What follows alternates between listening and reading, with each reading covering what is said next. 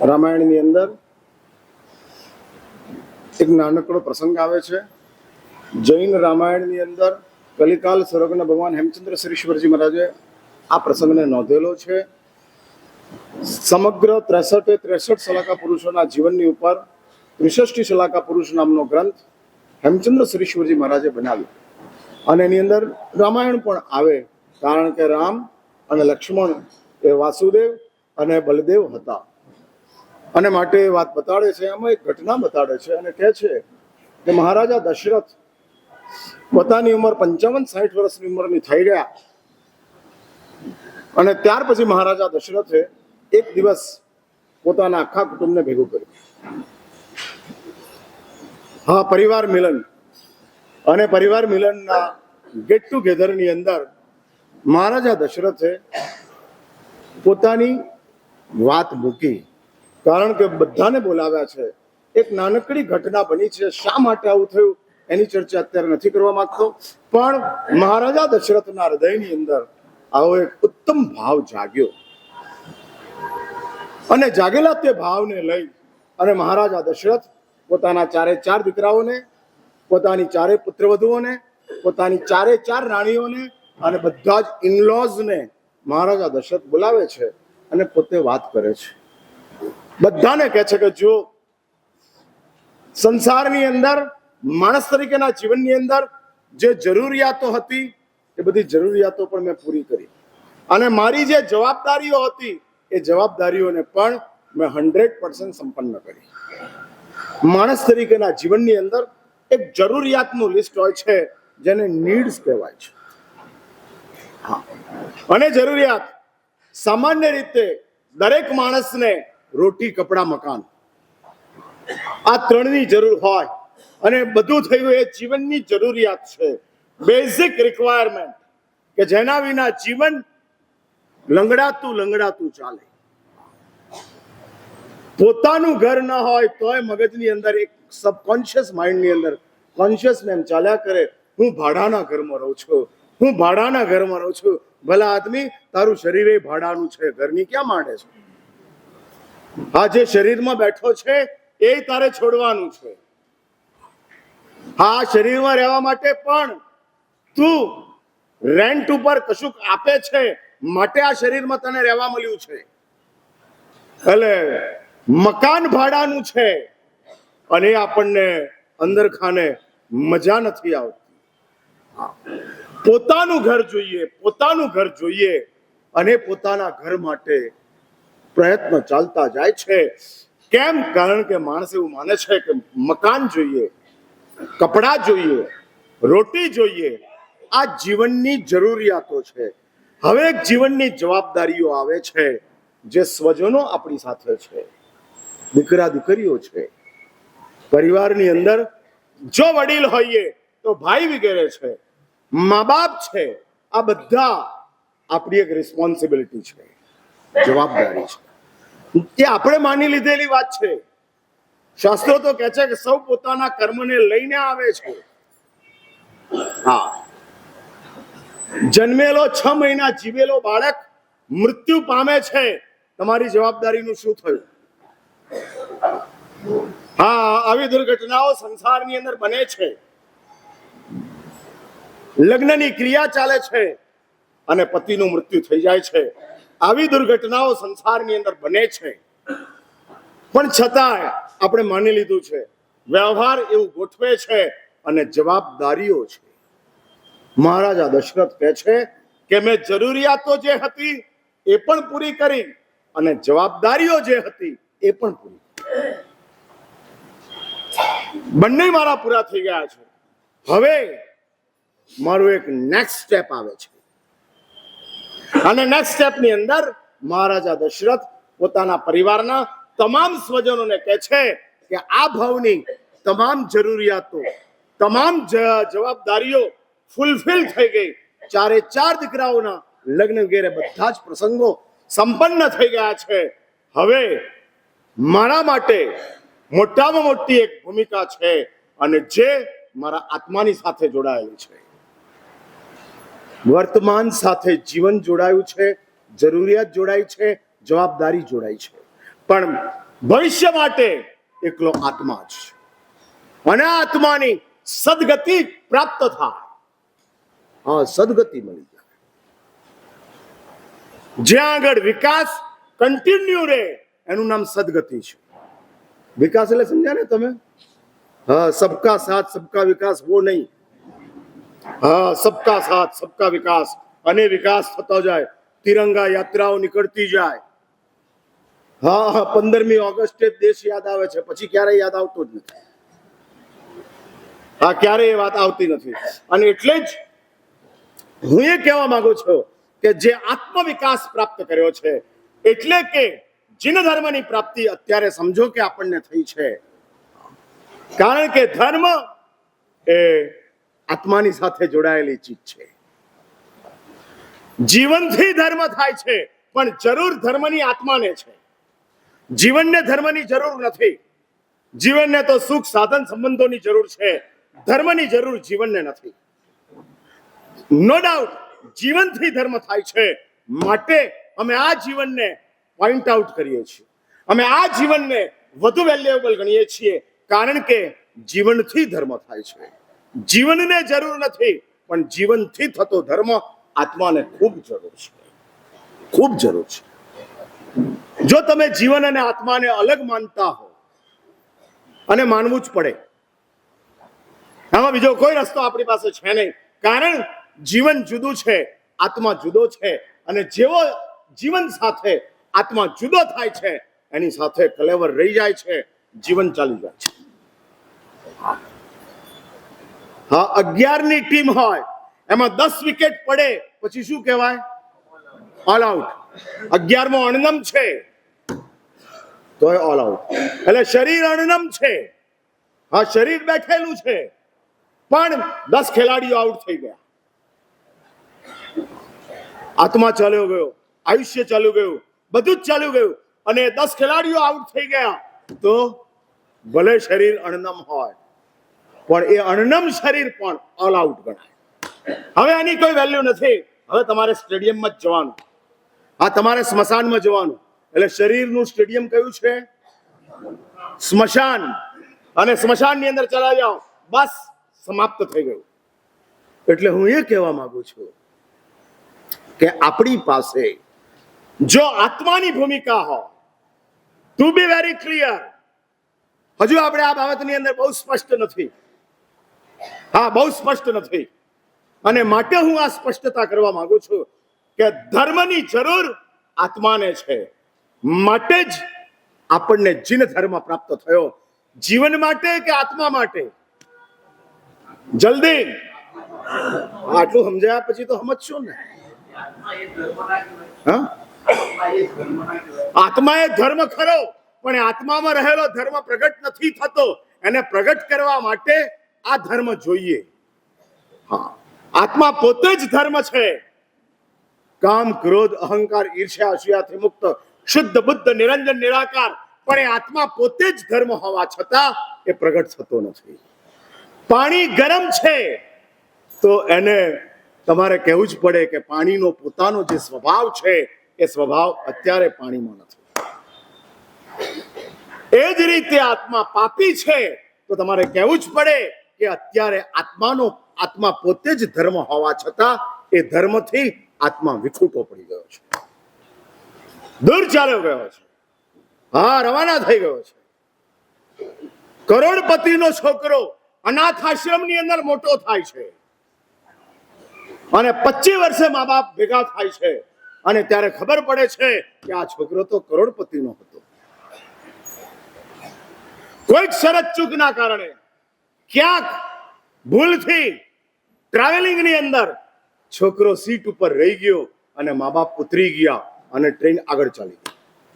તપાસ ઘણી કરી, દીકરો મળ્યો જ નહીં, અને છોકરાને અનાથ આશ્રમમાં મોકલી દેવામાં આવ્યો, અને ત્યાં મોટો થયો.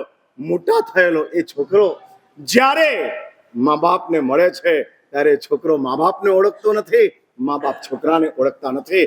સેમ આપણા આત્માની આ સંસારમાં સ્થિતિ થઈ છે. આપણો આત્મા આ સંસારની અંદર અનાથ છે, ઓર્ફન.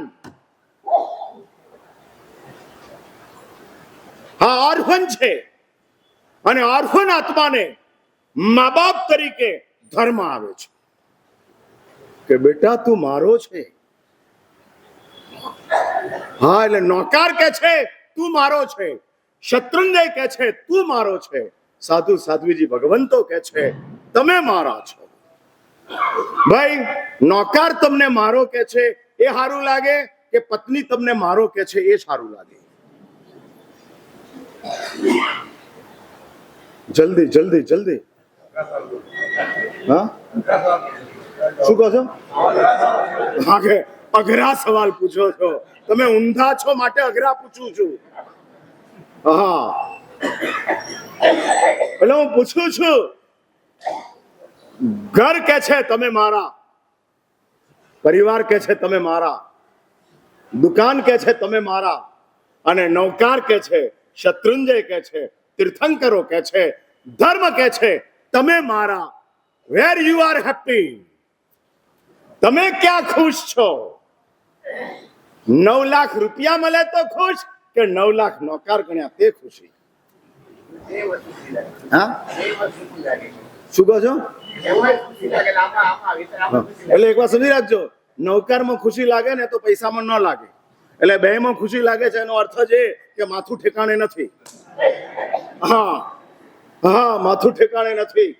હા, એટલે ઝાડા થયા હોય તો દૂધ પાક પીએ. હા, એટલે તાવ આવ્યો હોય તો લાગે. હવે બરાબર છે, એટલે જ કઉ છું ને, અહીં આગળ શરીરના બીમાર નથી બેઠા, દિમાગના બીમાર બેઠા છે.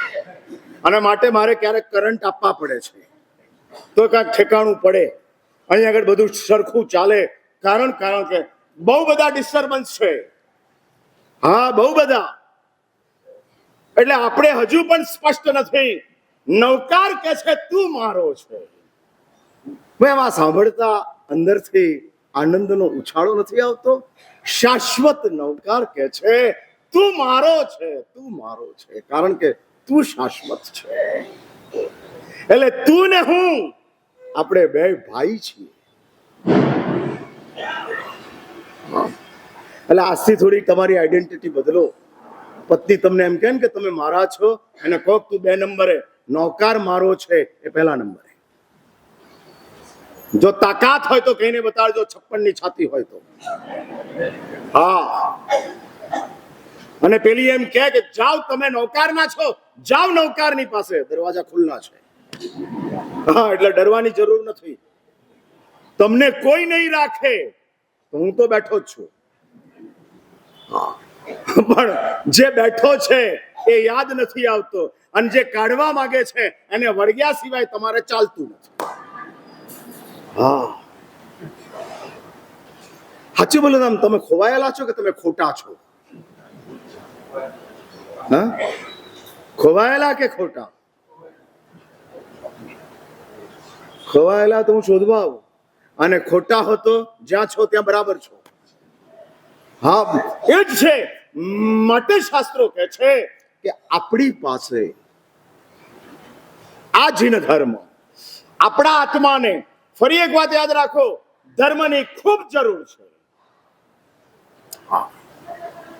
અને માટે જ આવો ધર્મ આપણને પ્રાપ્ત થયો. અને આ વિકાસ છે.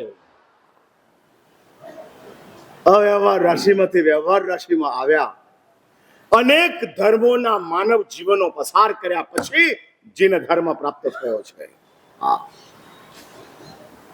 કરોડો કરોડો ગાયત્રી મંત્રો અને વેદના મંત્રો ગણ્યા પછી માણસ તરીકેના જીવનની અંદર નૌકાર મળ્યો છે. Very very special, very very rare. Common મત સમજો. હા, આસાનીથી મળી ગયો છે માટે આપણને કોમન લાગે છે, પણ એ કોમન મત સમજો. આ નૌકાર ઘણા બધા પ્રયાસો પછી આપણા બારને ડોરબેલ વગાડીને આવ્યો છે કે હું તારી પાસે આવું છું. એક્સેપ્ટ કર, ઇન્વાઇટ કર, મને રાખ. અને આ નૌકારે આપણને પસંદ કર્યા છે. 140 કરોડ ભારતના લોકો છે, એમાં નૌકારે કેટલાને પસંદ કર્યા? 50 લાખ? 60 લાખ માત્ર 1/2%. ટકામાં નહીં આવે, માઇનસમાં આવે. ટકાની અંદર પોઈન્ટની અંદર ચાલ્યા જાય એવું છે. 140 કરોડની સામે we all join our 70 lakhs. 70 lakh છીએ અમે, માત્ર 70 લાખ છીએ. અને 70 લાખ જૈનોને નવકાર કહે છે કે મેં તમને પસંદ કર્યા છે. અને આ 70 લાખ જૈનોની અંદર એવા કદાચ 5, 10, 15, 20 લાખ જૈનો એવા હશે કે જે લોકોને નવકાર મારો છે એવી ખબર જ નથી. એવી નાસ્તિકતાની અંદર, એવી ધર્મની વિમુખતાની અંદર એ જૈનો પોતાનું જીવન પસાર કરી રહ્યા છે. આપણે બચી ગયા, આપણે ફાવી ગયા, કારણ કે નવકારે આપણને પોતાના કીધા છે અને આપણે પણ નવકારને આપણો માનીએ છીએ. એટલે આજ સુધી નહોતા માનતા, હવે માનવાની શરૂઆત કરો. શત્રુંજય તમારું છે એના કરતા તમે શત્રુંજય ના છો. શત્રુંજય તમને રાખ્યા છે, એનું જે ગૌરવ છે. મારો શત્રુંજય, ઠીક વાત છે, પણ હું શત્રુંજયનો. હું શત્રુંજય. અને શત્રુંજયનો હું છું એવી ભાવના અંદરથી ઊભી થાય. પ્રધાનમંત્રી મારા એને બદલે હીરાબા એમ કે, હીરાબાને મોદી એમ કે તમે મારા, અને હીરાબા એમ કે તું મારો છે. એમ શત્રુંજય કે છે તું મારો છે.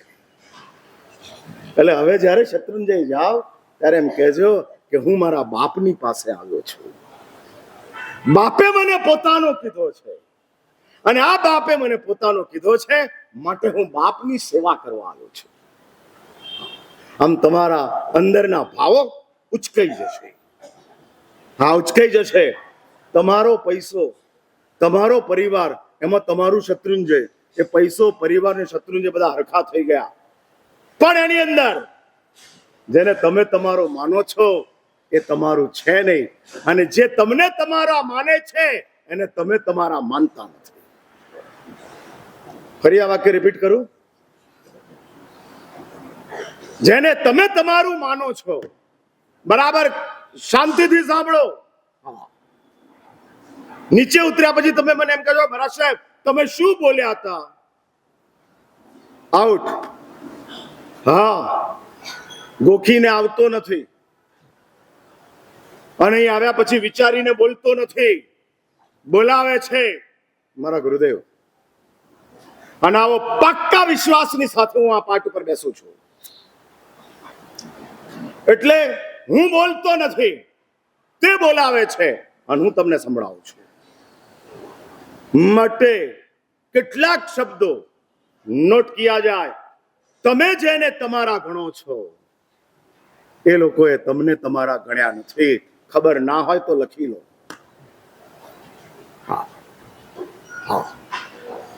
અને જે તમને તમારા ગણે છે એને તમે તમારા ગણતા નથી.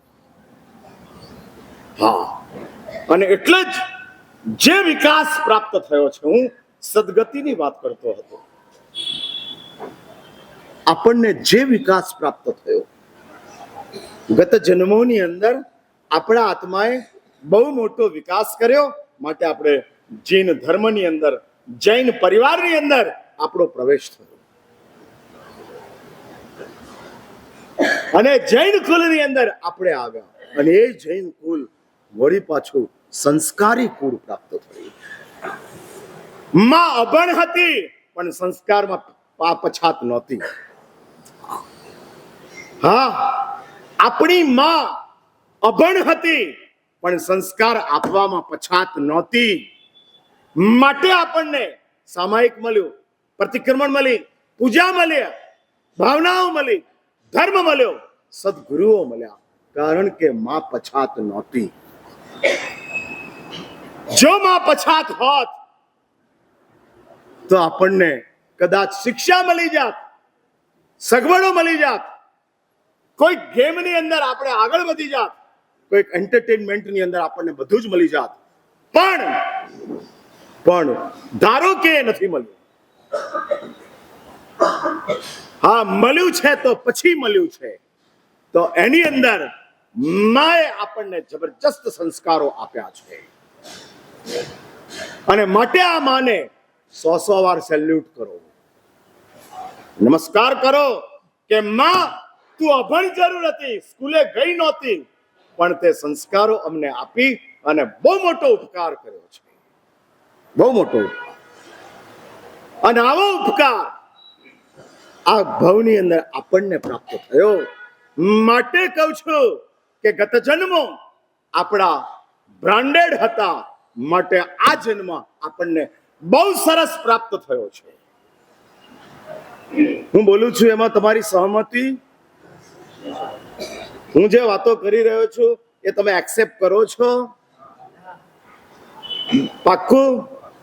તો હું આગળ વધું.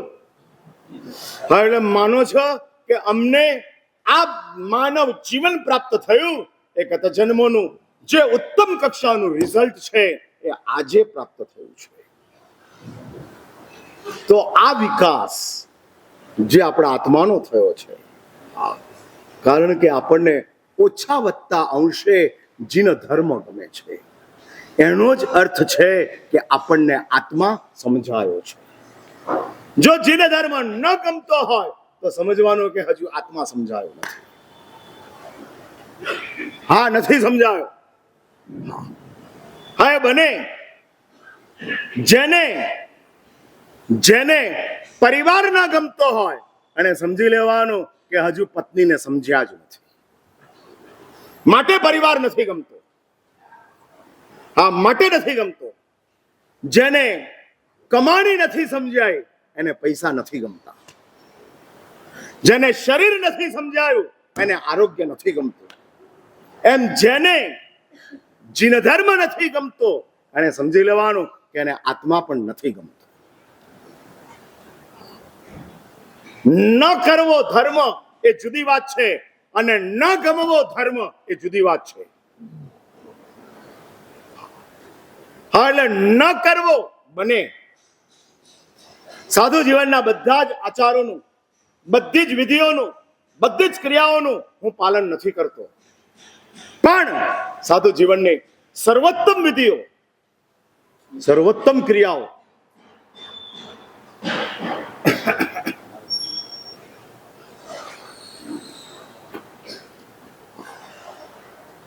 અને સર્વોત્તમ ભૂમિકાઓ જે ચાલે છે એ સર્વોત્તમ ભૂમિકાઓની અંદર મને વિધિઓ ખૂબ ગમે છે. ભલે હું નથી કરતો પણ ગમે છે. આધ્યાત્મિક જગતમાં ક્રિયા મહત્વની છે, ભૌતિક જગતમાં ક્રિયા મહત્વની છે, આધ્યાત્મિક જગતમાં લાઇકિંગ મહત્વનું છે. ગમે છે, લાઇકિંગ ગમે છે. હા, મને ખૂબ ગમે છે, ખૂબ ગમે છે. મારે ત્યાં મહેમાનો આવે એ તો મને ગમે જ છે, પણ મારે ત્યાં મહાત્માઓ આવે એ ખૂબ ગમે છે, ખૂબ ગમે છે. મારા 3.5 કરોડ રૂવાડા ઉભા થઈ જાય છે જ્યારે મારા ઘરની અંદર સાધુ કે સાધ્વીજી મહારાજના પગ પડે છે અને હું નાચવા માંગુ છું. નાચવાનું નથી પણ અંદર નાચવાનું ઊભું થાય. પણ એ આનંદ આપણને આવતો હોય એટલે આવો ઓછા વધતા અંશે પણ જો જૈન ધર્મ ગમતો હોય તો માની લેજો કે તમને આત્મા સમજાયો છે, નહીં તો જીન ધર્મ ગમવો મુશ્કેલ છે. હા, મુશ્કેલ છે. અને એ જો આત્મવિકાસ આપણી પાસે આવ્યો છે તો હવે આપણે સદગતિ માટે પ્રયત્ન કરવો છે.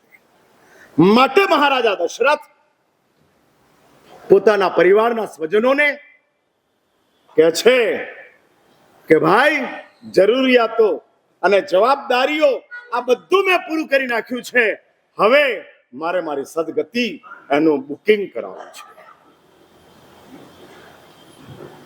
મૃત્યુ પછી આ વિકાસ કન્ટિન્યુ રહેવો જોઈએ.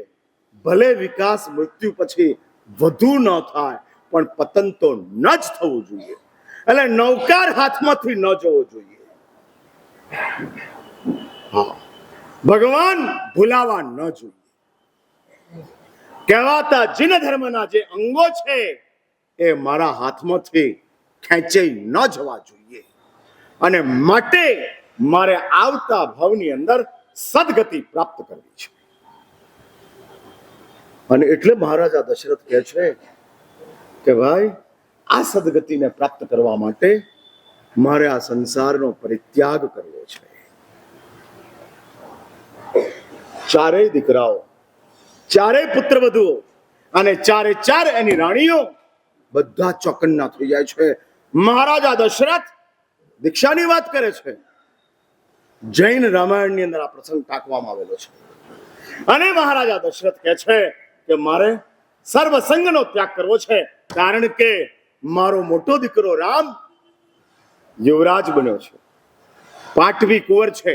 અને પાટવી કુંવર મારા કરતા વધુ સારી રીતે અયોધ્યાના પ્રજાજનોને સંભાળી શકે એવું સામર્થ્ય રામને પ્રાપ્ત થયું છે. અને હું અયોધ્યાની ગાદી રામને સુપ્રત કરવા માંગુ છું, અને હું મારા આત્મકલ્યાણના માર્ગે જવા માંગુ છું. કોણ દશરથની ભાવનાને ઠુકરાવે? સમજાવ્યા દીકરાઓ, મા બાપની સેવા કરવાનો અત્યારે અવસર આવ્યો છે અને આપ જવાની વાત કરો છો. નહીં, મને આ બધા પ્રતિબંધો લાગે છે, આ બધી રૂકાવટો લાગે છે, અને મારે નીકળવું છે. આપણું આ પ્લાનિંગ હોય, નીકળાય કે ન નીકળાય 2 નંબરની વાત છે, પણ દરરોજ 7 વાર સસને હી પ્યારા રે સંયમ કબહી મિલે, સસને હી પ્યારા રે સંયમ કબહી મિલે. દરરોજ 7 વાર બોલજો. બોલવા માટે નહીં, આ શબ્દો યાદ રાખીને. ચારિત્ર જીવનની ક્યારે પ્રાપ્તિ થાય, ક્યારે હું ચારિત્રધર બનું. અને દરરોજ 7 વખત એ યાદ આવતું જાય, અને એ યાદ આવતું જાય. અને શાસ્ત્રો કહે છે કે સદગતિ એ ભાવનાઓનું ફરજંદ છે, વિધિઓનું નહીં. વિધિઓથી ગતિ મળે, ભાવનાથી સદગતિ મળે, વાસનાથી દુર્ગતિ મળે. હા, અને કુકર્મોથી ગતિ મળે, દુર્ગતિની અંદર દુઃખો પ્રાપ્ત થાય. એટલે આ 4 ડિવાઇડેશન સમજી લો. વિધિથી ગતિ મળે, ભાવનાથી સદગતિ મળે, વાસનાથી દુર્ગતિ પ્રાપ્ત થાય, અને દુષ્ટ કર્મોથી દુઃખો આવતા જાય. એટલે દુર્ગતિઓની અંદર દુઃખ આવતા હોય કે સારી ગતિઓમાં દુઃખ આવતા હોય, એ પાપ કર્મોનો ઉદય છે. પાપો દુઃખ આપે, વાસના દુર્ગતિ આપે, અને ભાવના સદગતિ આપે, અને વિધિ ગતિ આપે. હા, માનવની દુનિયાને ગતિ કહેવાય જો સદગતિ ન હોય. પણ એ માનવની દુનિયા સદગતિ બને છે જો એની અંદર તમારી ભાવના સાથે જોડાયેલી હોય. એટલે બરાબર વેરી ક્લિયર, સદગતિ ભાવનાની ફરજંદ છે, ભાવનાથી પ્રાપ્ત થાય છે. તીર્થંકર થવા માટે જેમ ભાવના જોઈએ, એમ સદગતિ મેળવવા માટે પણ ભાવના જોઈએ. હા, એ સિવાય સદગતિ પ્રાપ્ત થઈ શકતી નથી મળી શકતી. એટલે બધા જ માનવ, બધા જ જૈનો સદગતિમાં છે એવી ભ્રમણામાં રહેતા નહીં. હા, એવી ભ્રમણાની અંદર રહેતા નહીં. કરોડપતિને ત્યાં બધા જ સુખી હોય એવી ભ્રમણા રાખવા જેવી નથી. મેન્ટલી રિટાર્ડેડ એવો એક છોકરો કરોડપતિને ત્યાં છે, અને બિચારો દુખી છે. એટલે બધા જ કરોડપતિઓ સુખી હોય, નો નીડ, જરૂરત નથી. માટે જ બહુ સાવધાની સાથે આ વાતોને સ્વીકારવાનો પ્રયત્ન કરજો, જે તમારા માટે બહુ મોટી એક દિશા સૂચન આપતી જાય છે કે હવે આ રસ્તો છે. અને આ મહારાજા દશરથની આ પ્રપોઝલ સાંભળી અને 4માંથી ભરત ઉભો થાય છે. અને ભરત ઉભો થઈ અને મહારાજા દશરથને કહે છે, પિતાજી, જો આપ દીક્ષાના માર્ગે, સંન્યાસના માર્ગે જવાની ઈચ્છા ધરાવો છો તો હું આપની સાથે, આપના સેવક તરીકે, આપના શિષ્ય તરીકે મારે પણ આપની સાથે સંસારનો પરિત્યાગ કરવો છે. હજુ 8-15 દાડા લગ્નને થયા છે. ભાઈ, લગ્નને 8-15 દાડા પછી ડાયવોર્સ થાય કે ના થાય? હા, થાય. અત્યારે તો સેમ ડે થાય. હા હા હા, અત્યારે જ થઈ જાય. એટલે લવ નામની ચીજ છે ને, ચલા તો ચાંદ તક, નહીં તો શામ તક. हाँ, समाप्त. बात पूरी हो गई. तू कौन और मैं कौन? चलो हम अपने रास्ते, तू अपने रास्ते. પણ આ એ ભૂમિકા નહોતી. ભરત અને માંડવીના લગ્ન થયા છે. રાજકુમારી માંડવી છે. સંસારમાં રહેવા માટે, દાંપત્ય જીવન જીવવા માટે ભરતે લગ્ન કર્યા છે. પણ પિતાની આ વાત સાંભળી અને ભરત દીક્ષા માટે તૈયાર થાય છે. કારણ કે એને ખબર છે કે અલ્ટિમેટલી માણસ તરીકેનું જીવન એ બહુ મૂલ્યવાન છે. તમે એક વાત સમજી રાખો, આપણે જે માણસ થયા છીએ ને, એ ન આપણો પ્લાનિંગ હતો, ન આપણું પરફોર્મન્સ હતું, કોકનું પ્રેફરન્સ હતું. There is no planning. Previous બર્થની અંદર આપણે એવું પ્લાનિંગ કર્યું હોય કે મારે માણસ તરીકે જન્મ લેવો છે અને વાવમાં જન્મવું છે કે ડીસામાં જન્મવું છે કે મોરવાડામાં જન્મવું છે, આવા કોઈ આપણે પ્લાનિંગ કર્યો હોય અને પ્લાનિંગ સાથે આપણે માણસ તરીકેના જીવનમાં આવ્યા હોઈએ એવું અહીં બેઠેલા એક પણ વ્યક્તિ કહી શકે તેમ નથી.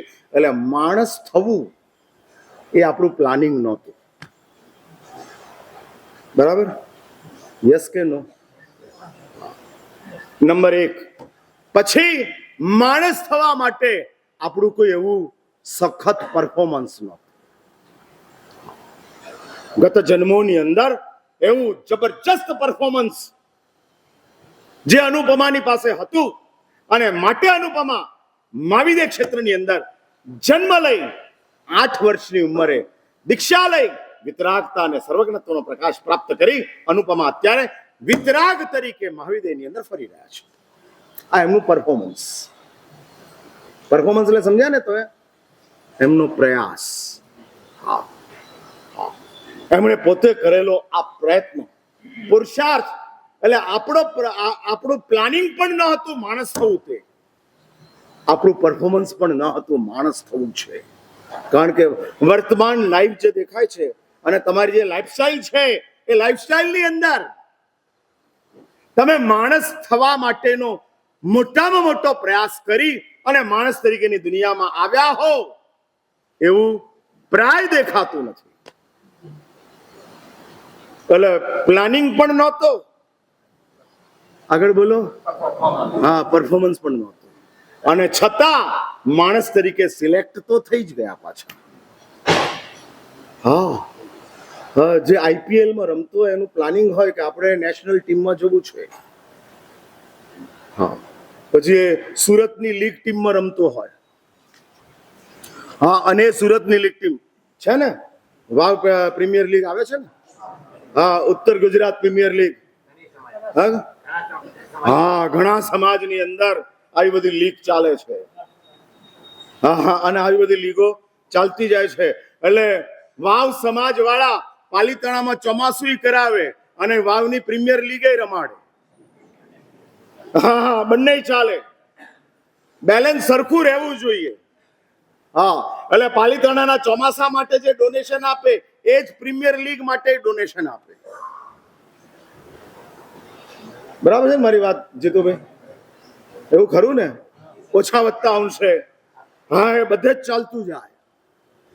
એટલે બધાને આપણે સાચવીને કામ કરવું, કારણ સંસારમાં બેઠા છીએ. હા હા હા, સબકા સાથ સબકા વિકાસ, કે થોડું બદલવું છે, સબકા સાથ સબકા વિનાશ. હા, આ સમાજ વાળાને હું એમ કહું કે અમારા જેવાને બોલાવો અને તમારા સમાજમાં અમારું વ્યાખ્યાન રાખો. જ્યારે તમારા આમ સંમેલનો થાય ને એટલે હું આ ખુલ્લી ઓફર આપું છું. પર્યુષણ પછી આ સંમેલનોનો એક શરૂઆત થશે. હા, રવિવાર બધાના ચાલુ થઈ જશે અને જે અપાસરે નહીં આવનારા બધા સંમેલનમાં આવે. કારણ કે અપાસરામાં તો નવકાર મળે છે, ત્યાં આગળ નારી મળે છે. હા, એટલે સંમેલનોની અંદર જવા માટેનું કારણ કોઈ પરીક્ષામાં પાસ થયા ને એવોર્ડ લેવા માટે નહીં, છોકરી શોધવા માટે. હા, અને ત્યાં આગળ મેચિંગ થઈ જાય, એકબીજાને મળી જાય, તગડો ને છગડો ભેગો થાય તો 36 થાય ને તો 63 થાય, જે થવું હોય તે થાય.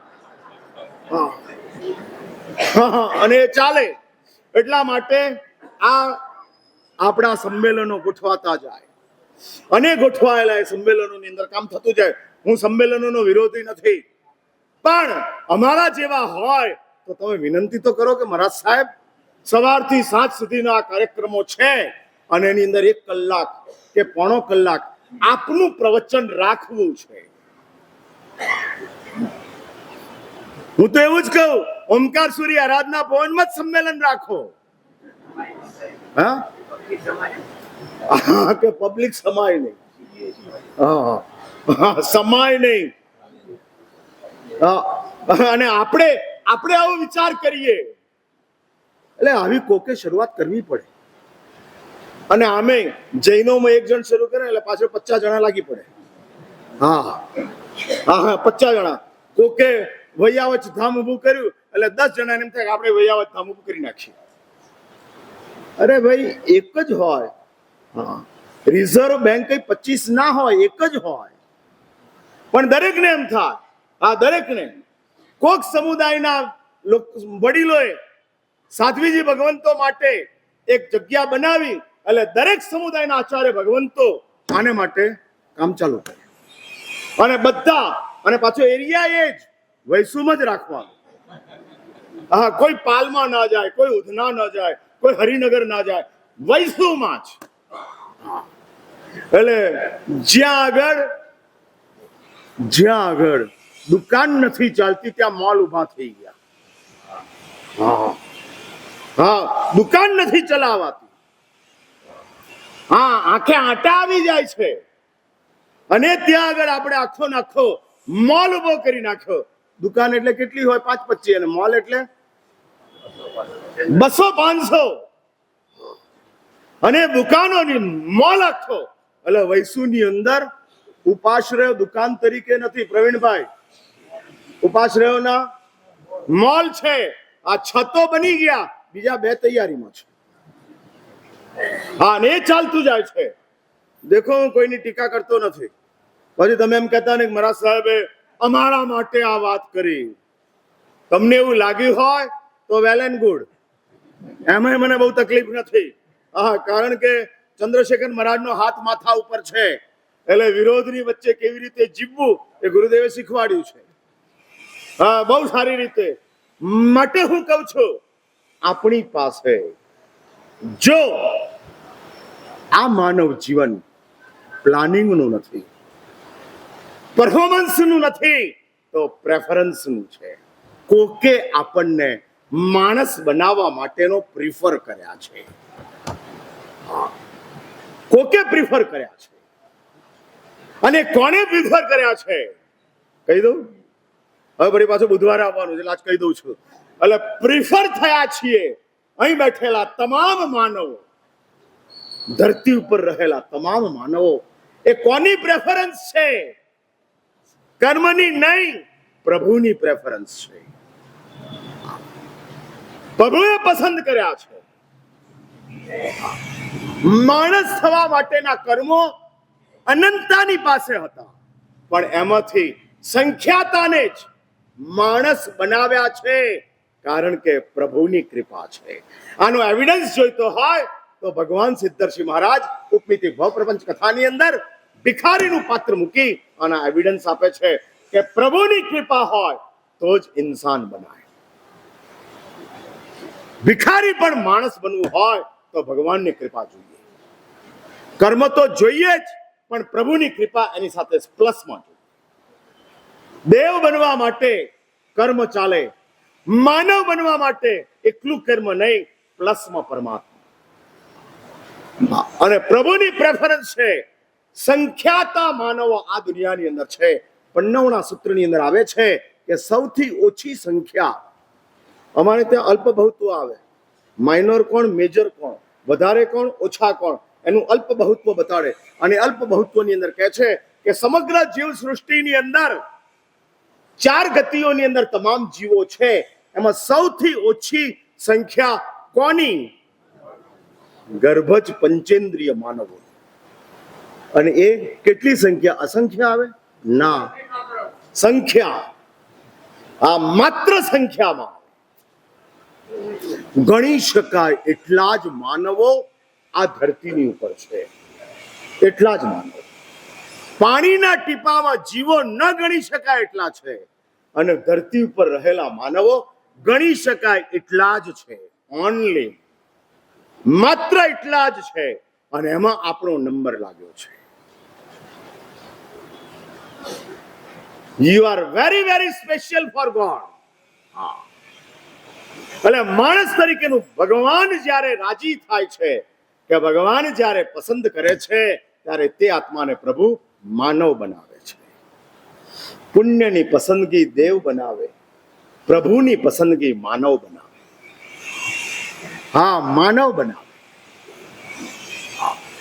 અને માનવ તરીકેની દુનિયા આપણને પ્રાપ્ત થઈ છે, કે જે માણસ તરીકેના જીવનની અંદર આવ્યા પછી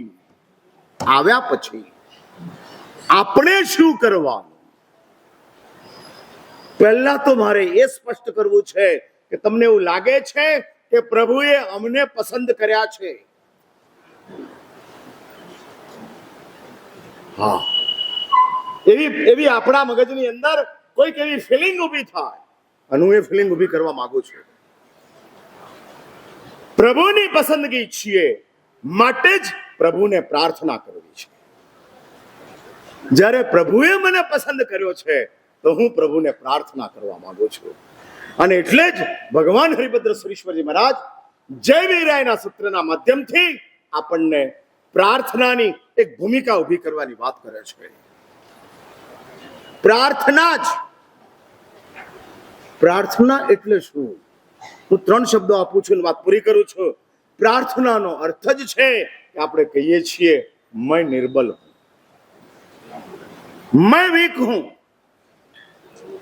नंबर 2, मैं चंचल हूं. नंबर 3, मैं तेरा हूं. मैं निर्बल हूं, मैं चंचल हूं, मैं तेरा हूं, और इसलिए मैं आपको प्रार्थना कर रहा हूं. प्रार्थना का यही डेफिनेशन है. निर्बल हूं, मैं अपने आप से कुछ नहीं कर सकता हूं, मैं निर्बल हूं. અને આ વાત આપણા મગજની અંદર જેટલી જલ્દી સ્પષ્ટ થશે, એટલી આપણી પ્રાર્થના સાચી બનશે.